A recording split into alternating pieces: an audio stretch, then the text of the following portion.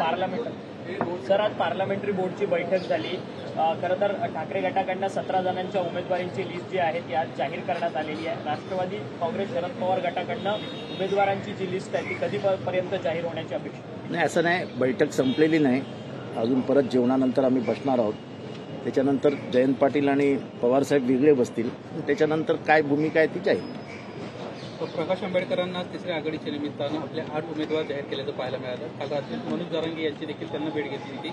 आपल्याकडून सातत्यानं प्रयत्न होत होते सोबत येण्यासंदर्भात, मात्र एक कुठेतरी वेगळा निर्णय त्यांना घेतला आहे, अशा पद्धतीचं चित्र आहे। माझी अजूनही त्यांना हात जोडून विनंती आहे की जे उद्देश घेऊन आपण दोघंही रणांगणात उतरलेलो आहोत तो उद्देश एकच आहे की या देशाच्या वाढत चाललेल्या फॅसिझम विरुद्ध लढायचं आहे। या देशामध्ये संविधानावरती जे संकट आलंय त्याच्या विरोधात लढायचं आहे। या देशात वाढत चाललेला धर्मवाद, जातीयवाद याच्या विरोधात लढायचं आहे। या देशात जी लोकशाहीचा गळा घोटला जातोय त्याच्या विरुद्ध लढायचं आहे। हे 5 मुद्दे जे काय आहेत ते आम्हा दोघांमध्ये समान आहेत, मग आपण कशाला वेगळे व्हावं? अजूनही आमची त्यांना हात जोडून विनंती आहे की त्यांनी एकत्रित यावं। महाविकास आघाडीचे दरवाजे सताड उघडे आहेत, आपण या, आपण बसू। वाटाघाटीमधनं सगळे रस्ते निघतात। आणि मी परत एकदा सांगतो की जेव्हा फॅसिझमचा आक्रमण जेव्हा जगावर झालं आणि जेव्हा जर्मनीची सेना रशियामध्ये घुसली, जेव्हा दिसायला लागलं की जगावरती हे संकट येत आहे, तेव्हा 2 कधीही तोंड न पाहणारे एकत्र आले, स्टॅलिन, रूझवेल्ट आणि चर्चिल। आणि ह्या तिघांनी ठरवलं की आपल्याला जर्मनीच्या या भूमिकेविरुद्ध उतरावं लागेल। तिघही एकत्रितपणाने उतरले आणि वर्ल्ड वॉर समाप्त झाला। तेव्हा फॅसिझमशी लढताना मी मोठा तू छोटा असं नाही आहे। फॅसिझम हा धोका आहे, फॅसिझम हा धोका आहे। हिटलर सुद्धा लोकशाही पद्धतीने निवडणुका लढवून नंतर त्याने वातावरण तयार केलं, जनतेने त्यात उडी घेतली आणि हिटलर लोकशाही माध्यमातून आतमध्ये गेला। आणि नंतर हिटलर कसा झाला हे तुम्हाला माहिती आहे। तेव्हा माझी आजही हात जोडून विनंती आहे प्रकाश आंबेडकरांना की आंबेडकर साहेब, तुम्ही आंबेडकरी विचारांचे पुरस्कर्ते आहात। तुमचं रक्ताचं नातं आहे, आमचं विचारांचं नातं आहे। रक्त आणि विचार एकत्र आले तर आपण कोणालाही थोपवू शकतो।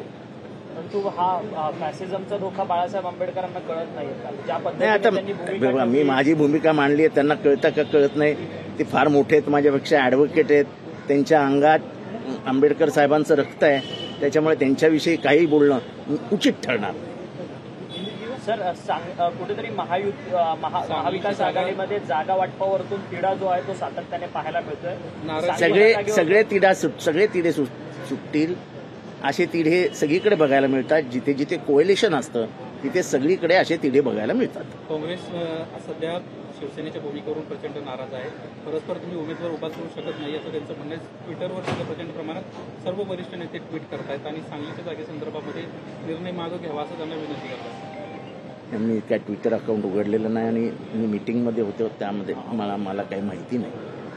आपली उमेदवारांची यादी कधीपर्यंत जाहीर होणार आहे? नाही, मला काही माहित नाही। आता शेवटी आमची बैठक होईल, त्याच्यानंतर जयंत पाटील आणि शरद पवार साहेबांची बैठक होईल, कारण का ते दोघंच मुख्य आहेत आणि ते दोघांपैकी मग दोघं एकत्र किंवा कोणीतरी एक आपल्याला ब्रीफ करतील। सगळ्याच जागा आज डिक्लेअर होतील असं मला वाटत नाही, पण शेवटी त्यांच्या निर्णयावर अवलंबून आहे। त्यांना वाटलं सगळी यादी जाहीर करावी तर ते करू शकतात। सर, सांगलीच्या जागेवरतून हा तिढा संपूर्ण दिल्लीच्या काँग्रेस हायकमांडकडे गेलेला आहे। खरं तर विशाल पाटील हे अजूनही निवडणूक लढवण्यास ठाम आहे। तिथून चंद्रहार पाटलांना उमेदवारी जी आहे ती ठाकरे गटाने दिली आहे, त्यामुळे महाविकास आघाडीमध्ये बंडखोरी होणार का? असं की थोडंसं पेशन्सनी सगळेजण वागतील। मी अजूनही सांगतो की एखादा शत्रू जेव्हा आपल्याला त्याच्या विचारांशी लढायचं आहे आणि ते विचार संपवायचे आहेत, तेव्हा आपल्याला एक पाऊल पुढे, एक पाऊल मागे, एक पाऊल पुढे, एक पाऊल मागे या भावनेतनं, भूमिकेतनंच पुढे जावं लागतं। Coalition is all about patience and compromise. महायुतीमध्ये अजूनही पक्षांची गरज लागते अशा पद्धतीचं चित्र आहे. नाही, मला महायुती अजून 100 पक्ष घेईल. मला महायुतीबद्दल मी कशाला बोलू, माझं काय घेणं देणं त्यांच्याशी. अजित पवार गेल्यानंतर देखील अशा पद्धतीने आणखी तर छोट्या पक्षांची गरज लागते त्यांना. त्यांच्या सर्व्हेमध्ये त्यांना कळतंय की ओझं आपण किती खांद्यावर घेतलंय. सर, दिल्ली में आज आप लोग की अहम बैठक हुई, किन मुद्दों पर चर्चा हुई, किन सीटों पर चर्चा हुई, उस बारे में अब तक ये बताइए. हमारा ऐसे ही जनरल चर्चा हुई. सभी लोगों से हम शरद पवार साहब सुनना चाहते थे कि पूरे महाराष्ट्र में सियासती हालात क्या है, क्या बोल रहा है समाज, वो सब उन्होंने शांति से सुन के लिया. जो सीट हमको मिलने वाली है उसकी 5 सीटों पे हमने चर्चा की और अभी भी दोपहर को हम बैठेंगे. अंतिम कुछ नहीं हुआ है. अंतिम निर्णय जयंत पाटिल और शरद पवार जी की जो मुलाकात होगी उसमें अंतिम किया जाए. इसके साथ में क्या भिवंडी की सीट आपने कांग्रेस के लिए छोड़ दी है, आपका दावा अभी बरकरार है?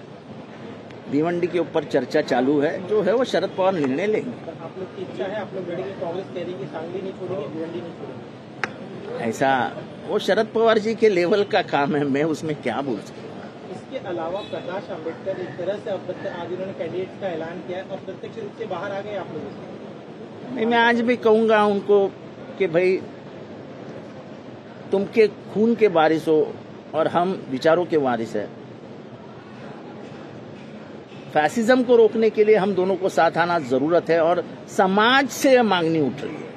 ये समाज कह रहा है कि अम्बेडकर साहब और महाविकास आघाड़ी इकट्ठा आनी चाहिए. मैं तो हमेशा अम्बेडकर साहब के बाजू से रहा हूं, क्योंकि संविधान बचाने के लिए जो संविधान के बाजू से है उन सभी लोगों ने हाथ मिला लेना चाहिए. दुनिया में जब जब फैसिज्म बढ़ा है तब तब दुश्मनी भूल के लोग इकट्ठा हुए हैं. जैसे दूसरे महायुद्ध के बाद जब जर्मनी रशिया में गया तब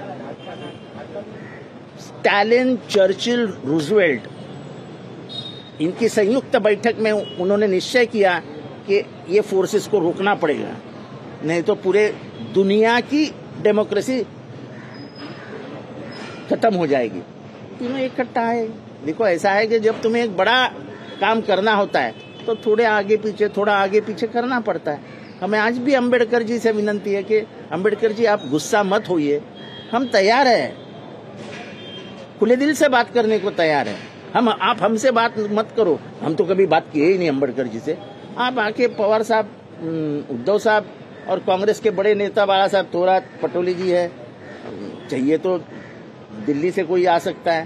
पर आप ये निर्णय लेके आप सब, मैंने आपका समाज, यहाँ का भयभीत हुआ समाज, हम उनके सामने सवाल निशान पैदा कर रहे हैं. बीजेपी को लाभ मिल सकता है, ऐसा कोई कार्य न कर, इस तरह का बात ठाकरे सेना ने कही है प्रकाश अम्बेडकर जी को. आप देखो, मैं उसके मामले में शिवसेना ने क्या क्या है इसके मामले में नहीं बोल सकता हूं, पर मेरी आज भी अम्बेडकर जी से विनती है कि कोई कदम हमारे तरफ से ऐसा नहीं उठना चाहिए जिससे फैसिस्ट फोर्सेस को मदद हो. क्योंकि डॉक्टर बाबा साहब अम्बेडकर ने कहा था कि संविधान तो अच्छा है, लेकिन संविधान अगर अच्छे हाथों में नहीं रहा तो इस संविधान का कोई फायदा ही नहीं. इसके अलावा कांग्रेस के कई बड़े नेताओं ने आज कहा है कि गठबंधन धर्म का पालन करना चाहिए. ठाकरे सेना को एक तरफा अनाउंस कर रहे हैं, बातचीत जबकि अब भी जारी है. इस बारे में अभी बड़े लोगों में चर्चा होगी, क्योंकि हमारी सीट तो हमने जाहिर नहीं की है. अभी पवार साहब और जयंत पाटिल बैठेंगे, उसके बाद भूमिका तय होगी.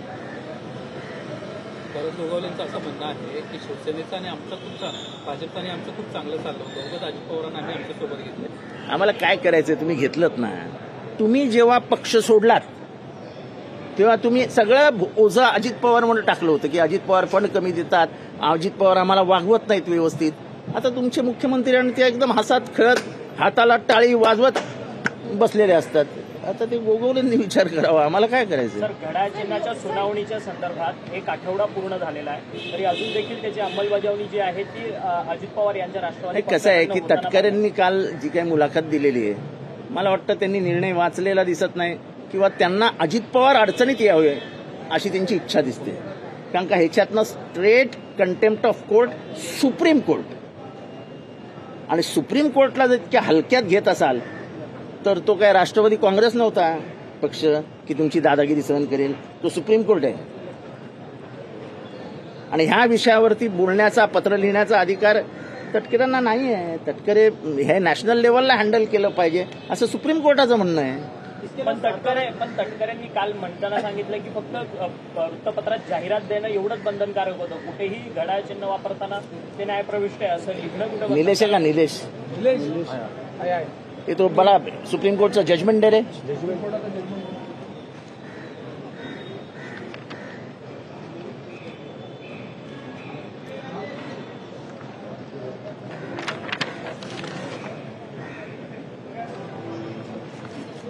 द रिस्पॉन्डंट्स आर फर्दर डायरेक्टेड, म्हणजे प्रतिपक्षाला केस आहे शरद पवार विरुद्ध अजित पवार.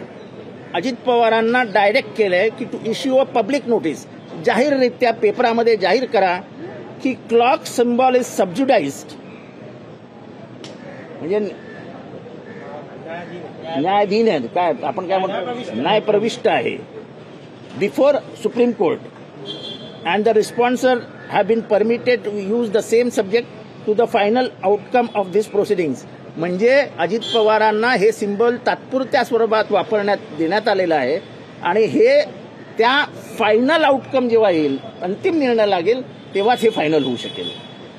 आता मी पुढे वाचून दाखवतो. सच अ डेक्लेरेशन, हे मी तुम्हाला पण दाखवतो.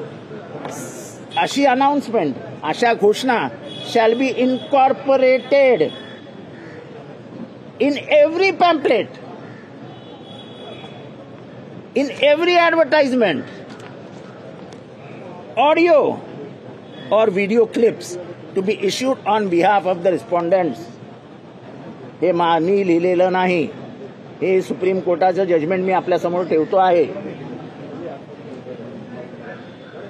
आता हे त्यांनी वाचलं तरी नसावं किंवा महाराष्ट्रातले लोक मूर्ख आहेत, त्यांना काय समजतंय आपण सांगून टाकू. इसके अलावा सातारा की सीट परंपरागत तरीके से एनसीपी के पास रही है, लेकिन महायुति में लग ये रहा है कि वो बीजेपी के खाते में जा सकती है. देखो, हमको महायुति का सवाल क्यों पूछते हैं, और मेरा स्वभाव ही नहीं, मैं दूसरे के घर में देखता ही नहीं हूं उनके घर में क्या चालू है. लोकशाही मराठी ऐका, पहा, जागरूक रहा.